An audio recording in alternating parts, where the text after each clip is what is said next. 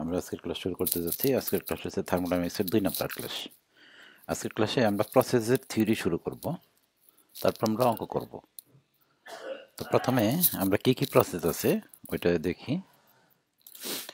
থার্মোডাইনামিক্সে আমার অনেক প্রসেসই আছে, কিন্তু আমাদের যে প্রসেসগুলো মেইন গুরুত্বপূর্ণ, যে প্রসেসের অঙ্কগুলো করব, ওই প্রসেসগুলো শুধু আমি আলোচনা করব এখন।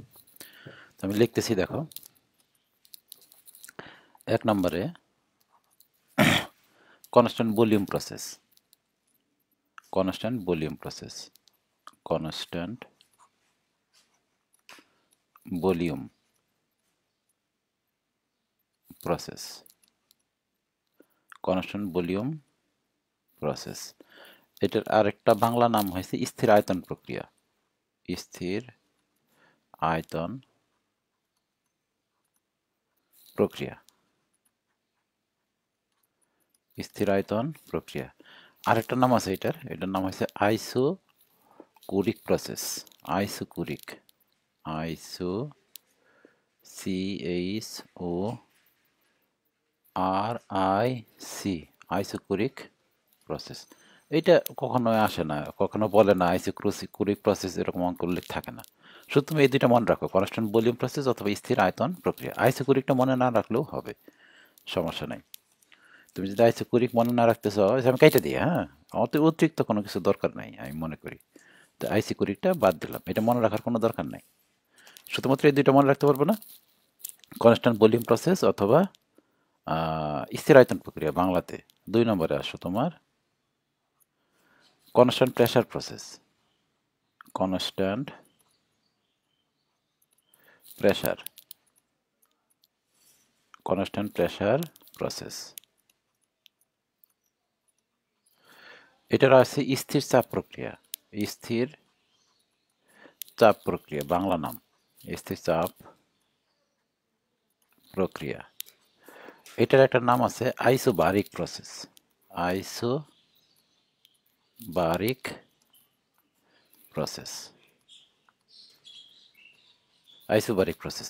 এইটাও আমাদের দরকার নেই আসলে, কঠিন কোনো জিনিস আমাদের এগুলা যেগুলো লাগে না, ভাষাগুলো যেগুলো আসবে না, এইটাও আমাদের দরকার নেই, এটা মনে রাখার দরকার নেই। শুধু মনে রাখো কি, এই দুইটা জিনিস, কনস্ট্যান্ট প্রেসার প্রসেস অথবা স্থির চাপ প্রক্রিয়া। ওকে, আচ্ছা। এরপর আসো তোমার 3 নম্বরে কনস্ট্যান্ট টেম্পারেচার প্রক্রিয়া। কনস্ট্যান্ট টেম্পারেচার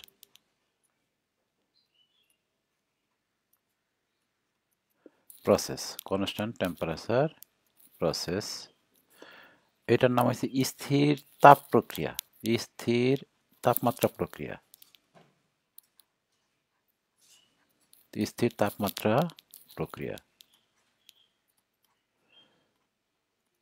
স্থির তাপমাত্রা প্রক্রিয়া, এর একটা ইংরেজি নাম আছে, এটা নাম হচ্ছে আইসোথার্মাল প্রসেস। আইসোথার্মাল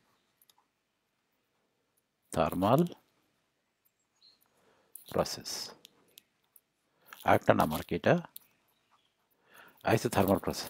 এইটা কিন্তু তোমার মনে রাখতে হবে, আইসোথার্মাল প্রসেস। এই দুটো আমি বাদ দিয়ে দিছি, কিন্তু এইটা মনে রাখতে হবে, কারণ অঙ্কের ভিতরে আইসোথার্মাল শব্দটা আসে, যে আইসোথার্মাল প্রসেস। ওকে, তার মানে আইসোকোরিক মনে রাখার দরকার নেই, আইসোবারিক মনে রাখার দরকার নেই, কিন্তু আইসোথার্মাল কিন্তু মনে রাখতে হবে, যে এটা কিন্তু প্রসেসের মানে অঙ্কের ভিতরে এই শব্দটা থাকবে, আইসোথার্মাল প্রসেস লেখা থাকবে এরকম, ঠিক আছে। তারপরে আসো 4 নম্বরে। 4 নম্বরে adiabatic process. Adiabatic process. Adiabatic adiabatic process. এটার বাংলা নাম হচ্ছে রুদ্ধতাপীয় প্রক্রিয়া। রুদ্ধ এটা বাংলা নাম হচ্ছে রুদ্ধতাপীয় প্রক্রিয়া। রুদ্ধতাপীয় প্রক্রিয়া। রুদ্ধতাপীয় প্রক্রিয়া, ঠিক আছে। অ্যাডিয়াবেটিক প্রসেস বা রুদ্ধতাপীয় প্রক্রিয়া। এইটার আরেকটা নাম আছে, এটার নাম হচ্ছে isentropic process. Isentropic. Isentropic process. এই আইসেন্ট্রপিক মনে রাখতে হবে, অঙ্কের ভিতরে আইসেন্ট্রপিক শব্দটা থাকে, আইসেন্ট্রপিক শব্দটা থাকে। এই 5 নম্বরে আসো তোমার পলিট্রপিক প্রসেস। পলি, পলি মানে বহু, পলিট্রপিক প্রসেস, পলিট্রপিক প্রসেস। এটার একটা বাংলা নাম আছে, বাংলা নামটা আমি জানি না আর কি, ভুলে গেছি হয়তো। পলিট্রপিক প্রসেস, যাকে এটা গুরুত্বপূর্ণ না, এই পলিট্রপিক প্রসেসটা গুরুত্বপূর্ণ না, ঠিক আছে?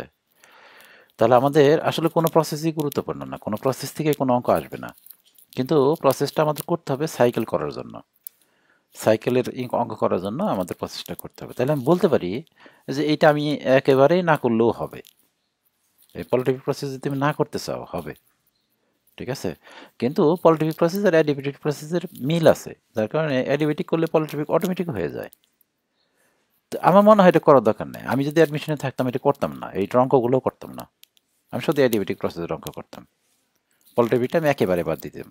তো তুমি ইচ্ছা করলে বাদ দিতে পারো, এটা আমি বাদ দিতাম আর কি, আমি করতাম না, অনর্থক কেন আমি লোড নেব। তাহলে আমাদের সাইকেলের অঙ্ক করার জন্য, পরবর্তী চ্যাপ্টার অঙ্ক করার জন্য এই constant volume, constant pressure, constant temperature এবং অ্যাডিয়াবেটিক প্রসেসটাই দরকার, মানে এই প্রসেসগুলো আমাদের বুঝতে হবে, ঠিক আছে? তো প্রথমে শুরু করি কনস্ট্যান্ট ভলিউম প্রসেস দিয়ে শুরু করি। কনস্ট্যান্ট ভলিউম বা স্থির আয়তন প্রক্রিয়া, তাই না? কনস্ট্যান্ট ভলিউম বা স্থির আয়তন প্রক্রিয়া। আচ্ছা, আমরা প্রথম ক্লাসে এরকম পিস্টন সিলিন্ডার নিয়েছিলাম না, দেখো তো মনে আছে নাকি? প্রথম ক্লাসে আমরা এরকম পিস্টন সিলিন্ডার নিয়েছিলাম।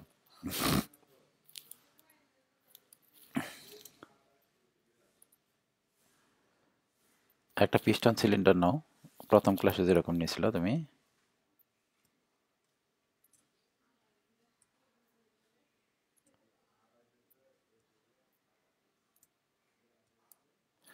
একটা পিস্টন সিলিন্ডার নিলাম, ঠিক আছে? এই পিস্টন সিলিন্ডারের ভিতরে কিছু গ্যাস আছে, হ্যাঁ, গ্যাসের মানে আছে আর কি, যে মনে করো প্রাথমিক স্টেজে এটার কিছু থাকে, মানে কি বলে, এটার কিছু ধর্ম থাকবে, যে এই ভিতরের যে গ্যাস আছে তার প্রেশার থাকবে, তার কি থাকবে, টেম্পারেচার থাকবে, তাই না? আমি ধরলাম এটা হচ্ছে 1 নম্বর স্টেট, আমি বললাম স্টেট, এটা অবস্থা বলতে আমি বোঝাতে পারি, এটা আমি বললাম স্টেট, এটা অঙ্কে এরকমই থাকে, স্টেট, স্টেট 1, ঠিক আছে? মানে থিওরি বোঝানোর ক্ষেত্রে এটা স্টেটতেই বলে আর কি, বইগুলোতে দেখবা আছে, এটা হচ্ছে স্টেট 1, অথবা স্টেট টেস্ট না বললে আমি বললাম 1 নম্বর পজিশনে আছে এটা, ঠিক আছে? এটা কত, 1 নম্বর পজিশনে আছে। এখন এই অবস্থায় যদি আমি এখানে হিট দেই, হিট দিলে ভিতরের যে জিনিসপত্রগুলো সেগুলো চেঞ্জ হবে, তার মানে স্টেট 2-তে যাবে, ভিতরের যে জিনিসপত্রগুলো এগুলো কিসে যাবে, এই স্টেট 2-তে যাবে, তার মানে এটার আগের মতো থাকবে না। যদি আমি হিট দেই নিচ থেকে যদি হিট দেই, ভিতরে টেম্পারেচার বাড়বে, হয়তো প্রেশারও বাড়বে, এনার্জি বাড়বে, তাই না? ভলিউম বাড়বে, অনেক কিছুই হবে না, তার মানে আগের মতো আর থাকবে না।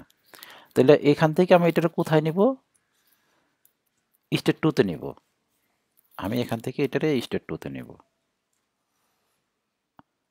কিভাবে নেব, এটাই হচ্ছে আমাদের আজকের আলোচনার বিষয়, সব ক্ষেত্রে আমরা এটাই করব, আমরা এখান থেকে এটা স্টেট 2-তে নিব, ঠিক আছে? এখান থেকে আমরা এখানে যাবে, তাহলে এখানে তার একটু প্রেশার থাকবে, টেম্পারেচার থাকবে, ভলিউম থাকবে, তাই না? এখানে যেতে কিন্তু এটা চেঞ্জ হয়ে যাবে, তাহলে এটা হচ্ছে স্টেট 2, এই যে এটা হচ্ছে স্টেট 2, বুঝতে পারছি? মানে এখান থেকে যে এখানে যাবে। তাহলে আমাদের আজকের আলোচনা কোন বিষয়, যে কনস্ট্যান্ট ভলিউম প্রসেস, তার মানে ভলিউম কনস্ট্যান্ট থাকবে, তাহলে V is equal to C লিখে দিলাম, এটা যাবে এখান থেকে এখানে যে যাবে, ভি ইজ ইকুয়াল টু সিতে, ভলিউম কনস্ট্যান্ট, মানে আমি সংক্ষেপে সাংকেতিকভাবে বোঝাইতেছি। তাহলে এখান থেকে যে এখানে যাবে, স্টেট 1 থেকে যে স্টেট 2-তে যাবে, তাহলে কি কনস্ট্যান্ট থাকবে, ভলিউম কনস্ট্যান্ট থাকবে। আচ্ছা, আমরা গত ক্লাসে যে সিলিন্ডার পিস্টন রাখছিলাম, আমরা নিচে হিট দিছিলাম, এই পিস্টনটা কিন্তু ইজিলি মুভ করতে পারছে, তাপ নিচে তাপ দিছি, তাপ দেওয়ার ফলে এটা উপর দিকে এরকম মুভ করতে পারছে, তাই না? উপর দিকে মুভ করে, আবার তাপ বের করে নিলে এটা নিচের দিকে মুভ করবে। কিন্তু আমরা যদি এই পিস্টন সিলিন্ডার এখানে লক করে দেই, মানে এই যে জায়গাটাতে, এটা ভিতরে যে আমাকে লক করে দেই, যেখানে লক করে দিলাম, এখানে এটা লক করে দিলাম। এখন যদি আমি নিচে হিট দিই, এটারে নিচে যদি হিট দিই এরকম, এখন কিন্তু যতই হিট দেই এটার ভলিউম কিন্তু বাড়বে না। যতই হিট দেই এটার ভলিউম কিন্তু বাড়বে না। তার মানে যতই হিট দেই এখানে ভলিউম বাড়বে, পিস্টন উপর দিকে মুভ করতে পারবে না। তার মানে এখানে স্টেট 1-এ যে ভলিউম, স্টেট 2-তে ওই একই ভলিউম, এই ভলিউমটা কনস্ট্যান্ট থাকবে। আমি যতই হিট দিই এখানে, হিট দিয়ে যদি আমি পরিবর্তন করি ভিতরের জিনিসপত্র, প্রপার্টিসগুলো যদি, ধর্মগুলো যদি পরিবর্তন করি এখানে যাবে, কিন্তু ভলিউমটা কিন্তু চেঞ্জ হবে না। চেঞ্জ হবে কি ভলিউমটা? ভলিউমটা চেঞ্জ হবে না। এই জন্য এটার নাম হয়েছে কনস্ট্যান্ট ভলিউম, ভলিউম কনস্ট্যান্ট, অথবা স্থির আয়তন প্রক্রিয়া, স্থির আয়তন প্রক্রিয়া। আচ্ছা, যদি আমি হিট দেই কি কি চেঞ্জ হবে? এখানে প্রথম অবস্থা এটা ছিল, প্রেসার ছিল P1, কিন্তু দ্বিতীয় অবস্থায় প্রেসার হয়ে যাবে কত? P2। প্রথমে যদি প্রেসার P1 থাকে, এই সেকেন্ড স্টেটে যখন যাবে তখন তার প্রেসার হবে P2। ঠিক আছে? আর এখানে যদি তার টেম্পারেচার থাকে T1, আর এখানে যে টেম্পারেচার হয়ে যাবে কত? T2। আর ভলিউমটা কি থাকবে? সেম থাকবে। এখানে আর ভলিউম, এখানকার ভলিউম সেম থাকবে। বুঝতে পারছি? মানে আমি তিনটা, আরও অনেক প্রপার্টিসই আছে, কিন্তু এই তিনটা প্রপার্টিস হচ্ছে মেন: ভলিউম, প্রেসার এবং টেম্পারেচার। ভলিউম, প্রেসার এবং টেম্পারেচার। তাহলে এখানে ভলিউমটা চেঞ্জ হবে না, প্রেসার চেঞ্জ হবে। কারণ আমি যদি এখানে হিট দিই, হিট দিলে এটা উপর দিকে যাইতে পারতেছে না, খালি শুধু ভিতরে কীভাবে প্রেসার বাড়তে থাকবে না। তুমি কোনো আবদ্ধ কোনো ইসের মধ্যে হিট দিয়ে দেখো, ওটা ব্লাস্ট করবে, তাই না? এরকম করে দেখছো কখনো যে কোনো আবদ্ধ কোনো জিনিস হিটের মধ্যে ফেললে ওটা কি হয়? ব্লাস্ট করে না? এরকম। তাহলে এখানে প্রেসার বাড়বে, শুধু প্রেসার বাড়বে। আর প্রেসার যদি বাড়ে, মনে রাখবা একটা জিনিস খেয়াল করে শোনো, প্রেসার যদি বাড়ে টেম্পারেচারও বাড়বে, প্রেসার বাড়লে টেম্পারেচারও বাড়বে। ঠিক আছে? প্রেসার বাড়লে টেম্পারেচার বাড়বে, আর প্রেসার যদি কমে টেম্পারেচার কমবে। ঠিক আছে? আচ্ছা, কইলামটা অঙ্কের ভিতরে এরকম জিনিসগুলো আসবে যে প্রেসার কমলো, টেম্পারেচার সম্প্রসারণ হইলো, তাহলে টেম্পারেচার কমবে। যেমন অ্যাডিবেটিক প্রসেসে এই জিনিসটা লাগবে, যে যদি সম্প্রসারণ হয় টেম্পারেচার কমবে, সংকোচন হইলে টেম্পারেচার বাড়বে। এটা অ্যাডিবেটিকের ক্ষেত্রে প্রযোজ্য, যে যদি সংকোচন হয়। সংকোচন মানে কি? আমি যদি এখান থেকে এখানে নিচের দিকে নামাই পিস্টনটাকে, তাহলে এটা সংকুচিত হবে। সংকুচিত হইলে টেম্পারেচার বাড়বে। আবার এখান থেকে যদি উপর দিকে উঠায় টেম্পারেচার কমবে। এটা কোন প্রসেসের ক্ষেত্রে? আমি যে প্রসেসগুলো লিখছি একটু আগে, ওই প্রসেসে অ্যাডিবেটিক প্রসেসের মধ্যে এই জিনিসটা হয়। যাকে এখানে আমি জানি না, ধরলাম এখানকার ভলিউম আর এখানকার ভলিউম সেম, এটা তো থিওরির মধ্যে, কিন্তু এখানকার প্রেশার ধরলাম P1, এখানকার প্রেশার ধরলাম P2। তাহলে এখন কি এখানে প্রেশার P1 এখন P2 হবে কি না, নাকি একই হবে, এটা পরের ব্যাপার। এখানকার টেম্পারেচার আমি কত দিচ্ছি? T1, এখানকার টেম্পারেচার কত? T2। ঠিক আছে? আচ্ছা, এইটা যদি এই এই জিনিসটা যদি আমি গ্রাফের মধ্যে দেখাই, গ্রাফের মধ্যে যদি দেখাই, মানে আমি যদি করি, তাহলে দেখতে ঠিক এইরকম হবে। আমি দেখাচ্ছি, দেখো। আমরা তো জ্যামিতি করছি, কোঅর্ডিনেট করছি না, এক্স ওয়াই স্থানাঙ্ক, এক্স স্থানাঙ্ক বের করছি না? তো এইদিকে ধরলাম আমি এক্স, এদিকে এক্স ধরলাম, তাই না? এক্স মানে আমি ভি ধরলাম, এক্স ওকে কি ধরলাম? এটার নাম দিলাম ভি। আর এইদিকে দিলাম তোমার প্রেশার। টেম্পারেচারের জন্য আরেকটা ডায়াগ্রাম আঁকা যায়, কিন্তু আমি আঁকতেছি না এখন, আঁকবো না আমি এখন। এটা শুধুমাত্র প্রেশার এবং ভলিউমের একটা গ্রাফ করতেছি, প্রেশার এবং ভলিউমের একটা গ্রাফ করতেছি। ঠিক আছে? এখানে কিন্তু টেম্পারেচার শো করবে না, এই গ্রাফে কিন্তু টেম্পারেচার শো করবে না। টেম্পারেচার শো করার জন্য আরেকটা গ্রাফ আঁকতে হয়, টিএস ওইটা বলা হয়। ওইটা আমি আঁকবো না এখন, এটা পরে, এত ডিটেলসে যাচ্ছি না। তাহলে প্রেশার এবং ভলিউম এখানে এখানে শো করবে। আচ্ছা, আমাদের এখানে দেখো তো ভলিউমটা কোন দিকে? এদিকে, তাই না? মানে ভলিউম যদি বাড়ে এদিকে যাবে, আর ভলিউম যদি না বাড়ে যাবে না। তাহলে আমাদের এই সিস্টেমে যদি আমি হিট দিই, হিট দিলে কি বাড়বে বলো দেখি? প্রেশার বাড়বে, এই যে প্রেশার বাড়বে, আর ভলিউমটা স্থির থাকবে। তাহলে গ্রাফটা দেখতে এরকম হবে। এই দেখো, আমি দেখছি, এই যে গ্রাফটা দেখতে এরকম হবে। এইটা হচ্ছে তোমার স্টেট 1, আর এইটা হচ্ছে স্টেট 2। এটা হচ্ছে 1, আর এটা কি? স্টেট 2। আর যাচ্ছে কোন দিকে? স্টেট 1 থেকে স্টেট 2 এর দিকে যাবে, স্টেট 1 থেকে স্টেট 2 এর দিকে যাবে। তাহলে এখানে দেখো ভলিউম কিন্তু বাড়ে নাই। ভলিউম কতটুকু দেখো? 1 এর ভলিউম হয়েছে এখান থেকে এতটুকু, এই যে দেখো এখান থেকে এতটুকু হচ্ছে ভলিউম। 2 এর ভলিউম এখান থেকে এতটুকু। তাহলে ভলিউম কি চেঞ্জ হয়েছে? ভলিউম চেঞ্জ হয় নাই, কিন্তু প্রেশার চেঞ্জ হয়েছে। দেখো একের প্রেশার হচ্ছে এখান থেকে এতটুকু, মানে প্রেশার মানে এই ভলিউমের রেখা থেকে দূরত্ব, আর ভলিউম মানে প্রেশারের রেখা থেকে দূরত্ব। ভলিউম কাকে বলা হয়? এই যে প্রেশারের যে এটা আছে এখান থেকে এটুকু দূরত্ব, এটা ভলিউম। আর প্রেশার মানে এই ভলিউমের যে রেখাটা আছে এখান থেকে দূরত্ব। তাহলে এখানে এখানে প্রেশার হয়েছে এতটুকু, আর এই দুই জনের প্রেশার হয়েছে এতটুকু, এই যে এতটুকু, তাহলে প্রেশার বাড়ছে না? এটা হচ্ছে পিবি ডায়াগ্রাম বললাম, পিবি ডায়াগ্রাম। আচ্ছা, এই জিনিসটা কিন্তু আবার উল্টাও হইতে পারে। কিরকম? আমি ধরো এখানে আমি প্রেশার দিব না, এই হিট দিব না, হিট বের করব। যদি হিট বের করি তাহলে কি হবে? হিট যদি বের করি এই অবস্থায়, আমি যদি হিট বের করি মানে তাপ নির্গত হইল, হিট যদি বের করি তাহলে কিন্তু এখানে প্রেশার কমবে। হিট বের করলে প্রেশার কমবে, তখন ডায়াগ্রামটা দেখতে এরকম হবে। এই যে পিভি ডায়াগ্রাম যেটা আছে ওইটা দেখতে ঠিক এরকম হবে। দেখো, এদিকে হচ্ছে ভলিউম, আর এদিকে হচ্ছে তোমার প্রেশার, আর ডায়াগ্রামটা হবে এরকম। মানে প্রেশার কমবে, এই যে এখান থেকে অ্যারো চিহ্নটা হবে নিচের দিকে, প্রেশার কমবে। তার মানে একে ছিল যা একে থেকে দুয়ে কমবে। এই যে এক থেকে দুই, এক নম্বর স্টেট থেকে দুই নম্বর স্টেটে গেছে, কিন্তু প্রেশার কি হয়েছে? কমছে। তার মানে হিট বেড়ে গেলে প্রেশার কমবে, তাই না? বুঝতে পারছি? আচ্ছা, এই ডায়াগ্রামটা আমি করাচ্ছি অন্য কোনো উদ্দেশ্যে, একটা উদ্দেশ্যের কারণে। এই যে ডায়াগ্রামটা আমি প্র্যাকটিস করাচ্ছি, সাইকেলের মধ্যে এই ডায়াগ্রামগুলো তোমার লাগবে, যে কনস্ট্যান্ট ভলিউম কীরকম হয়, কনস্ট্যান্ট প্রেশার কীরকম হয়, ডায়াগ্রামগুলো লাগবে। ঠিক আছে? আচ্ছা, আমরা একটা সূত্র জানি, সূত্রটা হচ্ছে এরকম। দেখো, পি ওয়ান ভি ওয়ান বা T one is equal to P two V two বা T two, P two V two বা কত T two, P one V one is equal to P two V two. এখানে দেখো ভলিউমটা same, তাহলে আমরা ভলিউমটা বাদ দিতে পারি। এই যে ভলিউমটা বাদ দিয়ে দিলাম, ভলিউম সেম, কাটাকাটি চলে যাবে, তাই না? তাহলে এটা একটা সূত্র, এটা এই চ্যাপ্টারের এই কনস্ট্যান্ট ভলিউমের অঙ্ক করতে গেলে তোমার লাগবে। পি ওয়ান বা T one is equal to P two বা টি টু। আচ্ছা, আরেকটা সূত্র লাগবে, এটা হচ্ছে এই একটা স্টেটের জন্য, শুধু এই স্টেটের জন্য একটা সূত্র লেখা যাবে। এটা হচ্ছে P one V is equal to P one V is equal to M R T one. এটা কিন্তু প্রসেসের সূত্র না, একটা স্টেটের সূত্র। মানে এই ফার্স্ট স্টেটে এই সূত্রটা লেখা যাবে, সেকেন্ড স্টেটে লেখা যাবে এরকম, P two V is equal to M R T two. এটা কিন্তু এই প্রসেসের সূত্র নয়, এটা যে কোনো একটা স্টেটে এই সূত্র লেখা যাবে। এই একটা স্টেটে, প্রথম স্টেটে এই জিনিসটা লেখা যাবে, P one V is equal to M R T one, আর P two V is equal to M R T two. মোটামুটি আমাদের দুইটা সূত্র হয়ে গেছে, তাই না? আমরা গত ক্লাসে একটা সূত্র শিখছিলাম এরকম, H is equal to del E plus কত ডব্লিউ।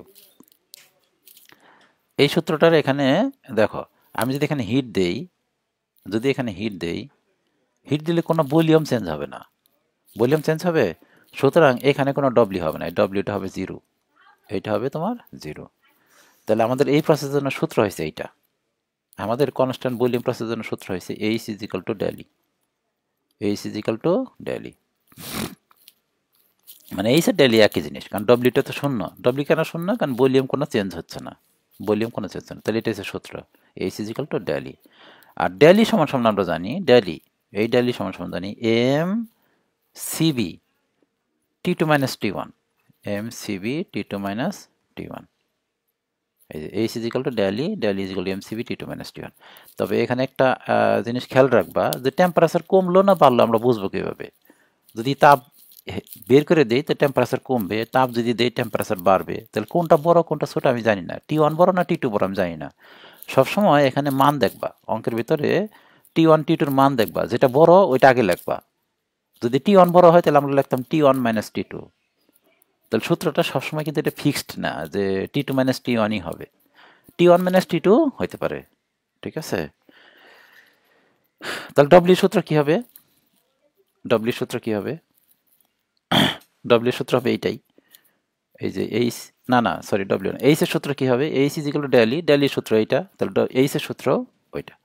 তাহলে আমাদের কনস্ট্যান্ট ভলিউম শেষ হয়ে গেল। এখন আসলে কনস্ট্যান্ট প্রেসারের জন্য আমরা সূত্র লিখব। Constant pressure process. আমরা গত ক্লাসে এরকম একটা পিস্টন সিলিন্ডার রাখছিলাম।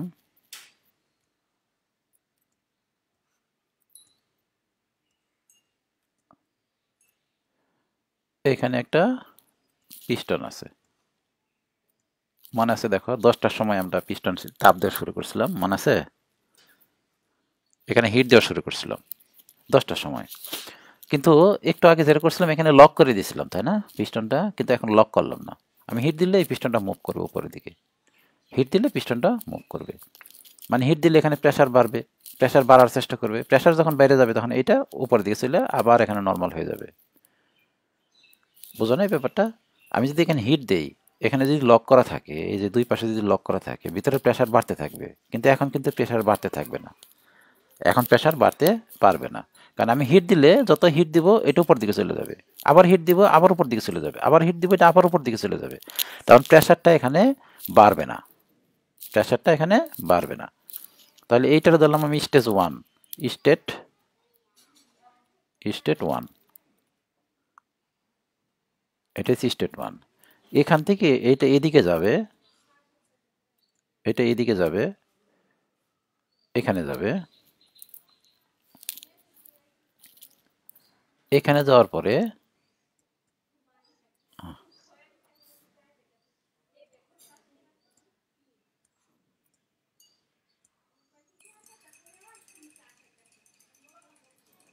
এখানে যাওয়ার পরে এই পিস্টনটার কিন্তু আগের মতো থাকবে না, পিস্টনটা একটু উপরে চলে যাবে, কারণ পিস্টনটা আমি ফ্রিলি মুভ করার জন্য দিছি, তাই না?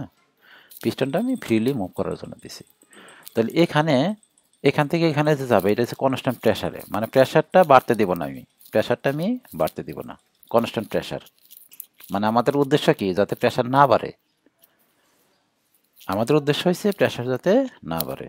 তাহলে এখান থেকে যে এখানে যাবে কনস্ট্যান্ট প্রেসার প্রসেসে, এখান থেকে যেখানে যাবে এটা কনস্ট্যান্ট প্রেসার প্রসেসে যাবে। মানে আমি হিট দেব, হিট দেওয়ার পরে স্টেজ 1 থেকে স্টেজ 2-তে যাবে, প্রেসার বাড়ানো যাবে না, স্টেজ 2 এখানে যাবে, প্রেসার বাড়ানো যাবে না। তাহলে বলো দেখি এখানকার যে ভলিউম আছে, এটা ভলিউম যদি V1 হয়, এখানকার ভলিউম কত হবে? V2। বলো তো ভলিউম কোনটা বেশি? এটা বেশি। আচ্ছা, এখানকার প্রেসার যদি P থাকে, এখানকার প্রেসার P থাকবে। কেন প্রেসার বাড়বে না? কারণ আমি এখানে লক করে দিই নাই। এই যদি আমি প্রয়োগ করি এখানে হিট যদি দেই, তাহলে এটা প্রেসার বাড়তে থাকলে, প্রেসার বাড়ার চেষ্টা করলে এটা উপর দিকে চলে যাবে, আবার প্রেসার বাড়ার চেষ্টা করলে আর উপর দিকে চলে যাবে, প্রেসার আগের মধ্যে থাকবে, কনস্ট্যান্ট প্রেসার। ঠিক আছে? আচ্ছা, এখানকার টেম্পারেচার আর এখানকার টেম্পারেচার সেম নাকি আমি জানি না, তবে সেম হবে না, কারণ এখান তো আমি হিট দিতেছি, হিট দিলে ভিতরে টেম্পারেচার তো কিছুটা বাড়বে, বাড়বে না? তাহলে জিনিসটা হচ্ছে এরকম। প্রথম স্টেটে কি কি প্রপার্টিস আছে? V1 আছে, পি আর T1 আছে, V1 P T1, তাই না? তাহলে এখানে আমি যে সূত্র লিখি, মেন সূত্রটা হচ্ছে P1 V1 ভাগ T1 is equal two P2 V2 ভাগ T2। বলো তো দেখি এখানে প্রেসার কনস্ট্যান্ট, এই পি আর পি আমি যদি এখানে পি পি কেটে দিই, এই পি আর এই পি সমান সমান, তাহলে সূত্রটা আসবে আসলে এই রকমের, V1 ভাগ T1, V1 ভাগ T1 is equal two V2 ভাগ T2। ঠিক আছে? আর আমরা ওই আগের মতোই এই স্টেটের জন্য একটা সূত্র লিখতে পারবো, এটা হচ্ছে P V1 is equal to M R T1। এটা কিন্তু প্রসেসের না, এটা যে কোনো একটা স্টেটে এই সূত্রটা লেখা যাবে। আবার এই স্টেটের জন্য এই সূত্র লেখা যাবে P V two is equal to M R T2। এটা কিন্তু প্রসেসের সূত্র না, আমরা একটু আগে যে কনস্ট্যান্ট ভলিউম শিখলাম ওখানেও কিন্তু এই সূত্র প্রয়োগ করেছি, যে কোনো স্টেটে এই সূত্র লেখা যাবে। বুঝতে পারছি? আচ্ছা, আর একটা সূত্র ছিল আমাদের এইরকম যে H is equal to del E plus W, এটা ছিল না?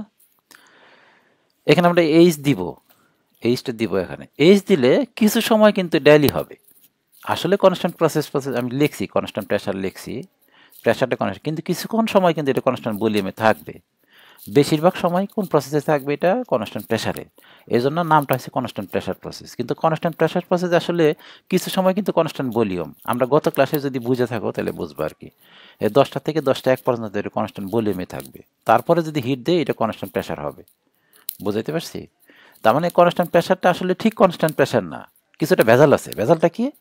কিছু সময় এটা কনস্ট্যান্ট ভলিউমে থাকবে, কিন্তু আমি বলছি কিন্তু এটা প্রেশার চেঞ্জ হবে, কিন্তু কিছু সময় কিন্তু প্রেশার চেঞ্জ প্রেশার হবে, তাই না? তাহলে ওইটা যদি আমি কনসিডার করি তাহলে সূত্রটারে এইটাই নিতে পারি আমরা, H is equal two del E plus W.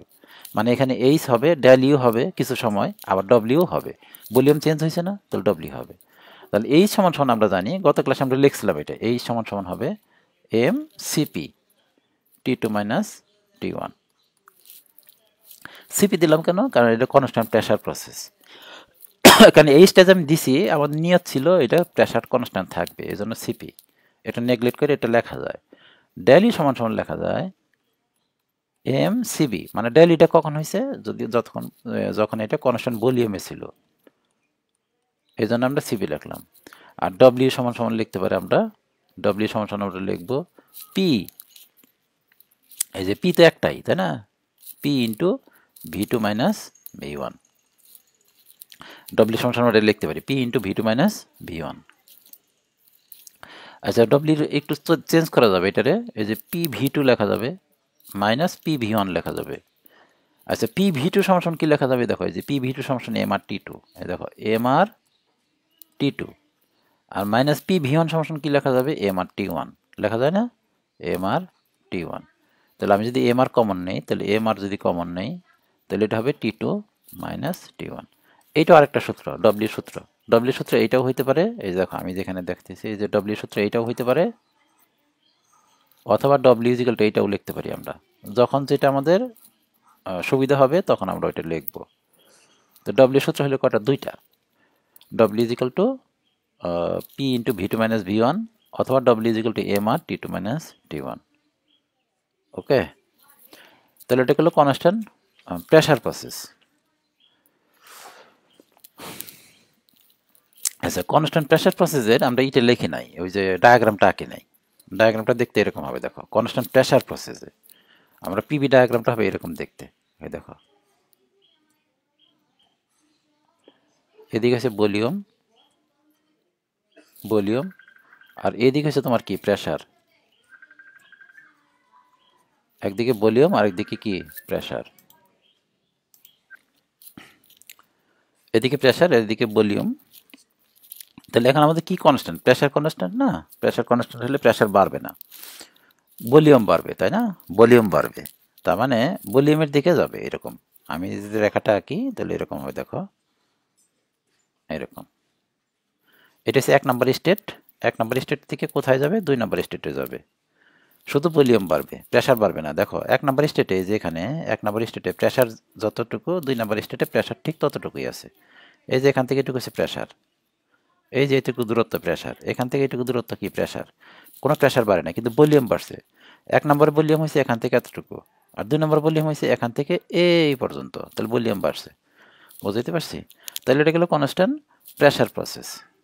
এখন আমরা পড়বো constant temperature process. Constant temperature process,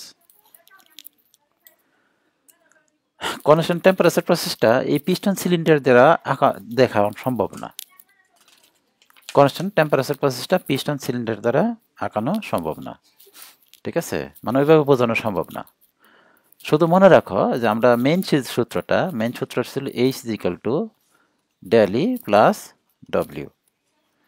constant temperature হলে, কনস্ট্যান্ট টেম্পারেচার যদি হয় তাহলে এই জিনিসটা হবে জিরো, এই যেটা হবে zero.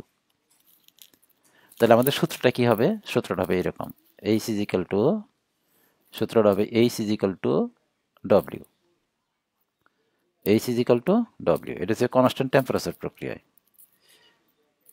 H is equal to W, ঠিক আছে? আর এইচ আর ডব্লিউ তো সমান সমান, এটার জন্য একটা সূত্র তোমাদের মুখস্থ রাখতে হবে। এটা হচ্ছে 2.3 P1 V1, 2.3 P1 V1 log V2 ভাগ V1, V2 ভাগ V1। এই সূত্রটা তোমার মুখস্থ রাখতে হবে। এইচ আর ডব্লিউ একই সূত্র, H is equal to W, R W সমান 2.3 P1 V1 log V2 ভাগ। আমরা সূত্র প্রমাণ করবো, এখানে করবো না, কারণ প্রমাণ করে সময় নষ্ট হবে। সূত্রটা মুখস্থ করে ফেলবা, 2.3 P1 V1 log V2 ভাগ V1। ওকে, আচ্ছা, আমাদের এই আরেকটা সূত্র কিন্তু আছে, এটা আমি লিখি নাই। এটা হয়েছে P1 V1 ভাগ T1 is equal two P2 V2 ভাগ T2। যেহেতু টেম্পারেচার কনস্ট্যান্ট, তাহলে T1 ইজিক্যাল টু T2, তাই না? T1 ইজিক্যাল টু যদি T2 হয়, তাহলে এটা কাটাকাটি যাবে। সুতরাং এটা কাটাকাটি গেলে সূত্রটা থাকবে এরকম, দেখো P1 V1 is equal two P2 V2। এটা হচ্ছে সূত্র আমাদের, P1 V1 is equal two P2 V2। বুঝতে পারছি? আচ্ছা, এখানে এক কাজ করে দেখি, এই V2 ভাগ V1 কত আসে দেখো তো।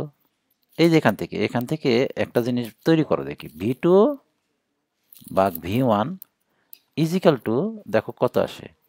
এই V2 ভাগ V1 এটা হবে P1 ভাগ P2, P1 ভাগ P2।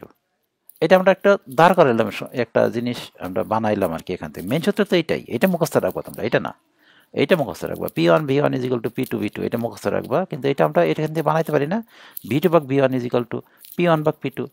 দেখো এই V2 ভাগ V1 এর বদলে P1 ভাগ P2 লেখা যায়। তাহলে এই সূত্রটা কি হয়, V2 ভাগ V1 এর বদলে আমরা P1 ভাগ P2 লিখতে পারি। তাহলে আরেকটা সূত্র হইতে পারে এখানে, 2.3 P1 V1 লগ P1 ভাগ P2। তাহলে তুমি যে কোনো সূত্রই তোমার হইতে পারে, এটা হইতে পারে, এটাও হইতে পারে। ঠিক আছে? তাহলে আমাদের এখানে সূত্র হলো দুইটা।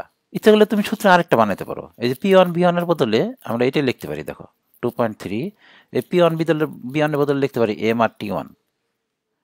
M আর T1 লেখা যায় না, লগ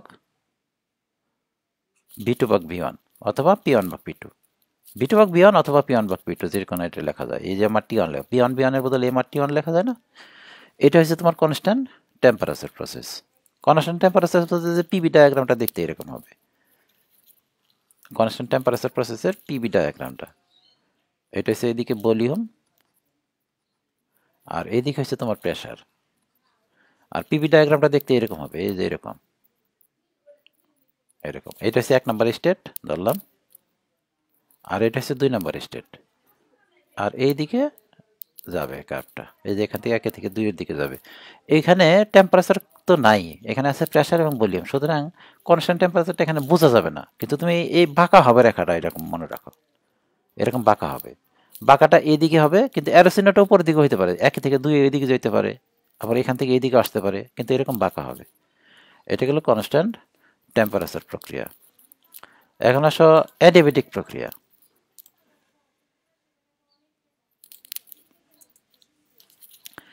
অ্যাডিয়াবেটিক প্রক্রিয়া, আমরা একটা পিস্টন সিলিন্ডার রাখছিলাম না, মনে আছে? এই পিস্টন সিলিন্ডার রাখি আবার একটা।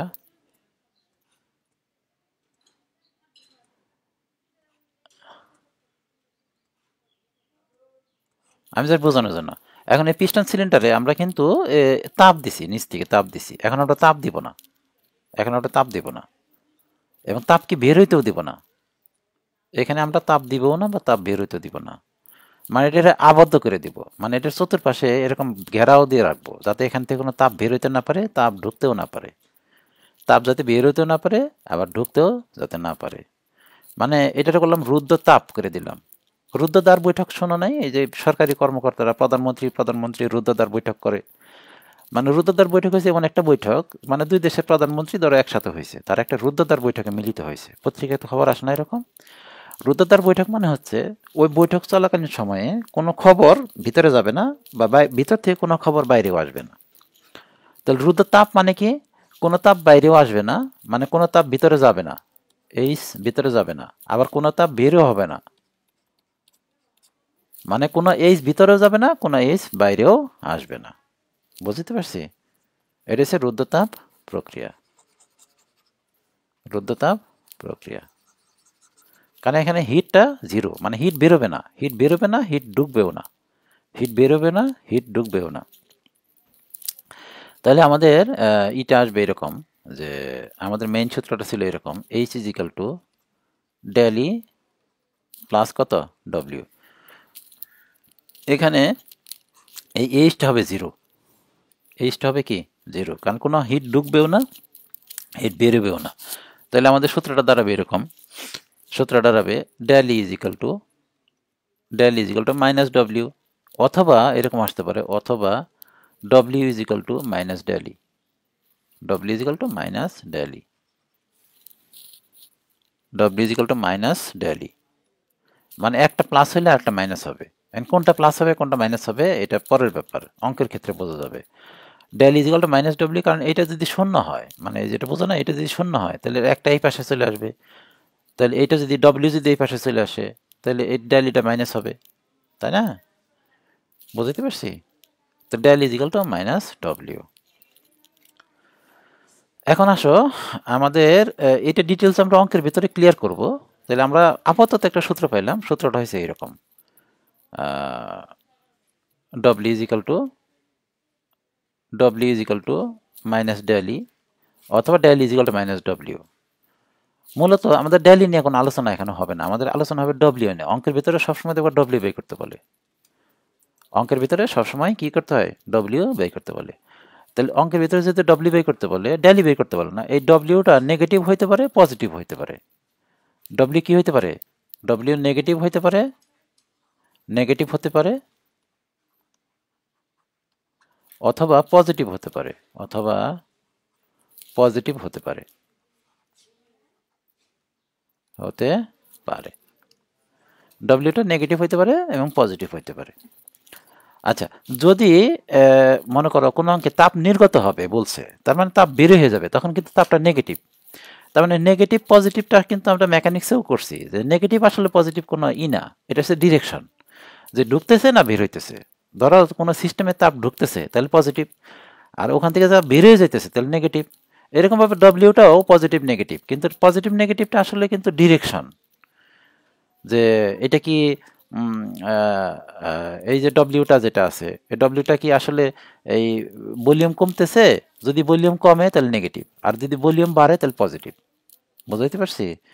মানে আমাদের যে ডব্লিউটা কখন নেগেটিভ ধরবো আমরা, যদি নিচের দিকে নামে, পিস্টনটা যদি নিচের দিকে নামে তাহলে নেগেটিভ কাজ, আর পিস্টনটা যদি উপর দিকে উঠে তাহলে পজিটিভ কাজ। তাহলে এই ডব্লিউটা আসলে ডিরেকশন, মানে নিচের দিকে হইলে নেগেটিভ, উপর দিকে হইলে কি পজিটিভ। ঠিক আছে? তার মানে অঙ্কে নেগেটিভ আসলে আমরা নেগেটিভ কিন্তু রাখবো না। আমরা মেকানিক্সে এরকম অঙ্ক করছি, দেখো আমরা যদি কোনো বল নেগেটিভ আসছে, নেগেটিভ কিন্তু আমরা রাখি নাই, আমরা পজিটিভ করে দিছি না? ঠিক এখানেও আমরা যদি নেগেটিভ আসে কোনো অঙ্কে, আমরা পজিটিভ করে দিব। ধরো কোনো একটা অঙ্কে, আমাদের এখানে কোনো একটা অঙ্কে রেজাল্ট আসলো -10 কিলো জুল, আসতে পারে না? তাহলে আমরা -10 কিলো জুল রাখবো না, আমরা কি করব, এটা 10 কিলো জুল করবো, 10 কিলো জুল করবো। তারপর লিখে দিব কি, তারপর কি লিখে দিব যে কি কম্প্রেশনে কৃত কাজ, মানে মানে ভলিউমটা কমছে এই জন্য কৃত কাজ, ভলিউম কমছে, ভলিউম কমছে, মানে এখানে আমি লিখে দিব এখানে ব্রেকেটে যে আমাদের যে কাজটা হয়েছে এটা হয়েছে নেগেটিভ কাজ, নেগেটিভ মানে হচ্ছে ভলিউম কমছে এই জন্য কাজটা নেগেটিভ।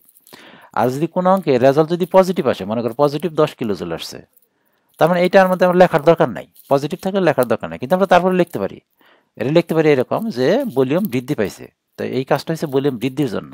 ঠিক আছে?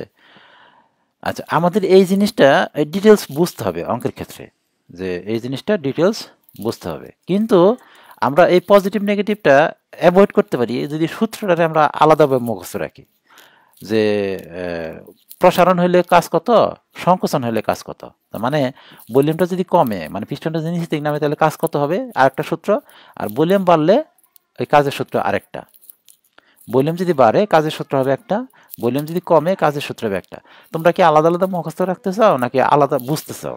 তাহলে আমি আপাতত আলাদা আলাদা সূত্রগুলো লিখতেছি। ঠিক আছে? তারপর তোমাকে অঙ্কে যে ডিটেলস বুঝতে হবে যে আসলে পজিটিভ নেগেটিভটা কেন হচ্ছে, তাই না? এখন ডব্লিউ সূত্রটা আমি লিখি। ডব্লিউ সূত্র তাহলে কয়টা হবে? দুইটা। ডব্লিউ সূত্র হবে দুইটা, একটা হচ্ছে ভলিউম কমার জন্য সূত্র, একটা হচ্ছে ভলিউম বাড়ার জন্য সূত্র। তাহলে আমি লিখি, দেখো ডব্লিউ ইজ ইকাল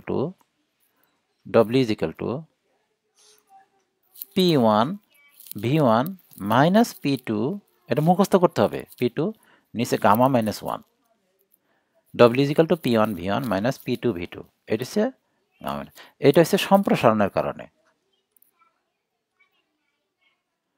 সম্প্রসারণে মানে ভলিউম বাড়ছে, সম্প্রসারণে কৃত কাজ।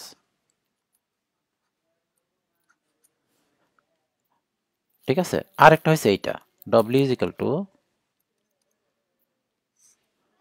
P2 V2 minus P1 V1 আর নিচে গামা মাইনাস 1। এটা হচ্ছে সংকোচনে কৃত কাজ, সংকোচনে কৃত কাজ। আচ্ছা, তোমার কাছে মনে হচ্ছে না সূত্রটা একটু উল্টা লিখছি?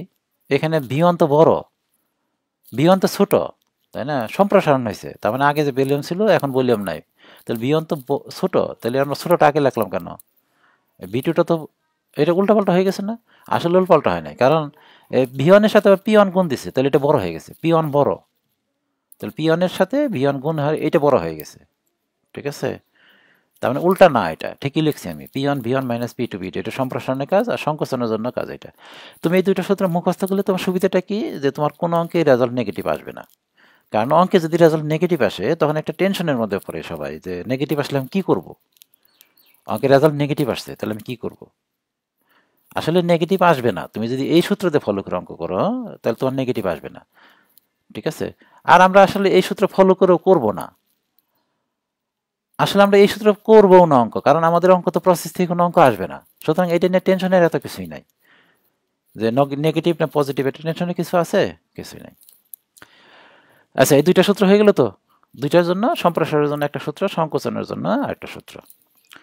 আচ্ছা, এখানে একটা জিনিস বলতে দেখি, এই যে এইটা, না দাঁড়াও, অন্য একটা জিনিস বুঝে আসি। ধরো একটা ছোট্ট একটা রুমের ভিতরে তোমরা আছো, তুমি এই ছোট্ট রুমের মধ্যে আছো, একদম ছোট রুম, তাহলে এখানে তোমার গরম বেশি লাগবে না?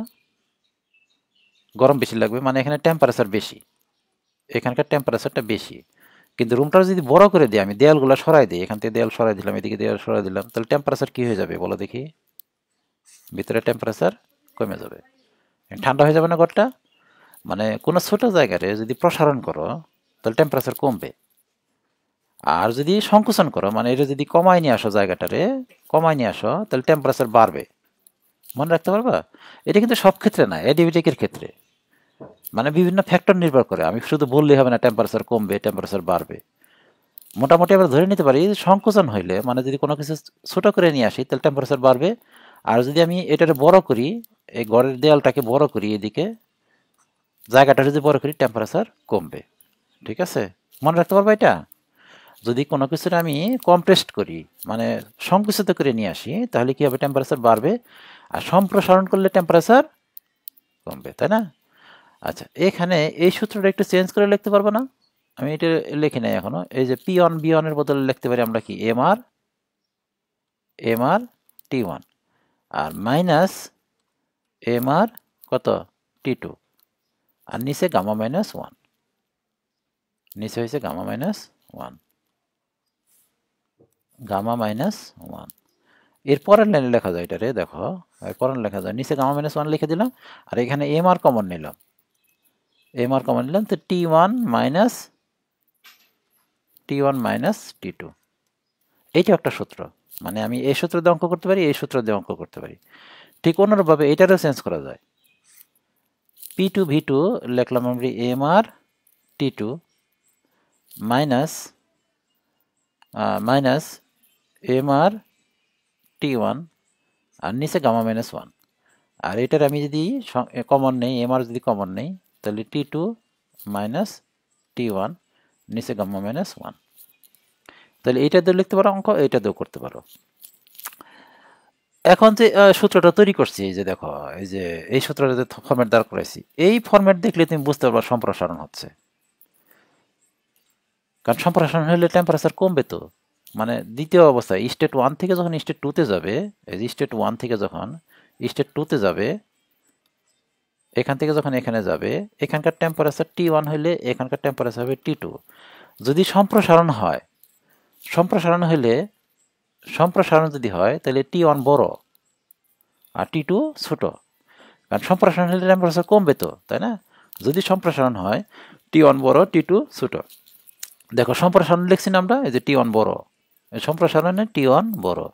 আর যদি সংকোচন হয়, সংকোচন হলে কিন্তু কি হবে, এখান থেকে স্টেট 1 থেকে যখন স্টেট 2 তে যাবে, যখন সংকোচন হবে তখন কিন্তু এই টেম্পারেচারটা বড় হবে। দেখো এই যে এই টেম্পারেচারটা বড় লিখছি, বুঝাইতে পারছি? অ্যাডিবেটিকের দুইটা কাজের সূত্র আমরা লিখলাম, অ্যাডিবেটিকের আরও সূত্র আছে যেগুলো মুখস্থ করতে হবে, বোঝার কিছুই নাই। মুখস্থ সূত্রগুলো আমি লিখে দিচ্ছি শুধু দেখো। একটা সূত্র আছে টেম্পারেচার এবং ভলিউমের সূত্র, টেম্পারেচার এবং ভলিউমের সূত্র, এটা মুখস্থ করতে হবে ভাই, এটা সূত্র প্রমাণ করাবো না। এর সূত্র হচ্ছে T1 ভাগ T2 is equal two V2 ভাগ V1 উপরে গামা মাইনাস 1। এটা একটা সূত্র, এটা মুখস্থ করবা।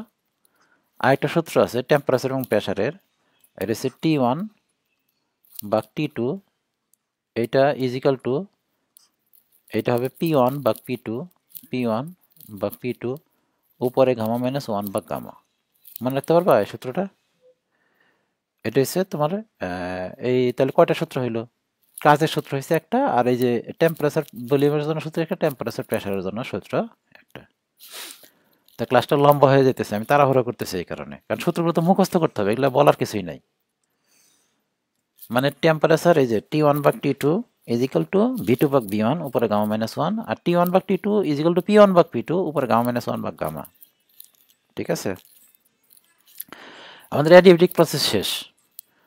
এখন আসে পলিট্রপিক প্রসেসের, পলিট্রপিক প্রসেস, পলিট্রপিক প্রসেস। এই পলিট্রপিক প্রসেসে আর অ্যাডিয়াবেটিক প্রসেসের সূত্র একই। যেমন ধরো পলিট্রপিক প্রসেসের জন্য সূত্র হবে একটা, আমি লিখতেছি দেখো, W is equal to P1 V1 minus P2 V2। দরকার নাই, এটা আসবে না অঙ্ক এখান থেকে। এখানে P1 V1 minus P2 V2 লেখছে না, এখানে গামা মাইনাস 1 এর জায়গায় লেখো N মাইনাস 1, এটা পলিট্রপিক হয়ে গেছে। ঠিক আছে, আবার এই যে সূত্রটা ধরো, এই যে T1 ভাগ T2, এই যে আমি লিখতেছি দেখো, T1 ভাগ T2 is equal two V2 ভাগ V1 উপরে গামা মাইনাস 1 না, ওখানে লেখো N মাইনাস 1, তাহলে পলিট্রপিক হয়ে গেছে। যেমন এই সূত্রটা লেখো, T1 ভাগ T2 is equal to P1 ভাগ P2 নিচে N মাইনাস 1 ভাগ N। মানে এই অ্যাডিবেটিক যে সূত্রগুলো তুমি পড়তেছো, ওই সূত্রের ভিতরে যেখানে যেখানে গামা আছে, ওই গামার জায়গায় শুধু N বসাই দাও, তাহলে আমাদের পলিট্রপিক সূত্র হয়ে যাবে। কিন্তু অ্যাডিবেটিকের ক্ষেত্রে কিন্তু এরকম ছিল, H is equal to del E plus কত W। এই এইচটা কিন্তু জিরো ছিল অ্যাডিবেটিকের ক্ষেত্রে, কিন্তু পলিট্রপিক কিন্তু জিরো হবে না। পলিট্রপিকে কিন্তু এইচ এর মানটা জিরো হবে না। পলিট্রপিকে এইচ এর মানটা বের করার একটা সূত্র আছে, একটা সূত্র শুধু বেশি পলিট্রপিকের ক্ষেত্রে। এইচ ইজ ইকাল টু, লিখে ফেলো এটা এরকম, গামা মাইনাস N বা গামা মাইনাস 1, আর এটা হবে এই যে তোমার এম আর দিয়ে লিখবো না P1 V1 দিয়ে লিখবো? আচ্ছা এম আর দিয়ে লিখি, M R T2 minus T1, T2 minus T1 আর নিচে N মাইনাস 1। মানে এইটার সূত্রটার মেইন সূত্রটা ছিল এরকম, এই এইচ ইজ ইকাল টু এই যে এরকম gamma minus N gamma minus 1 into W, এইটা। W সূত্র এখানে কি হবে, M R T2 minus T1 হতে পারে, P1 V1 minus P2 V2 N minus 1 হতে পারে, তাহলে মেইন সূত্র হয়েছে এইটা। তাহলে আমাদের সূত্রগুলো, আমি প্রসেসের সূত্রগুলো একটু দ্রুত দেখাই দিলাম। ঠিক আছে, কারণ যেহেতু প্রসেস থেকে অঙ্ক আসবে না, প্রসেসটা শুধু বুঝতে হবে। বিশেষ করে অ্যাডিবেটিক প্রসেসের সূত্রগুলো, এগুলো তোমার কি করতে হবে, আয়ত্তের ভিতরে নিয়ে আসতে হবে। পলিট্রপিক বাদ, পলিট্রপিক বাদ। তাহলে আমরা প্রসেসের সূত্রগুলো আয়ত্ত করছি, এখন আমরা অঙ্ক শুরু করব আগামী ক্লাস থেকে। আজকের ক্লাস আমরা এখানে শেষ দিচ্ছি। খোদা হাফেজ।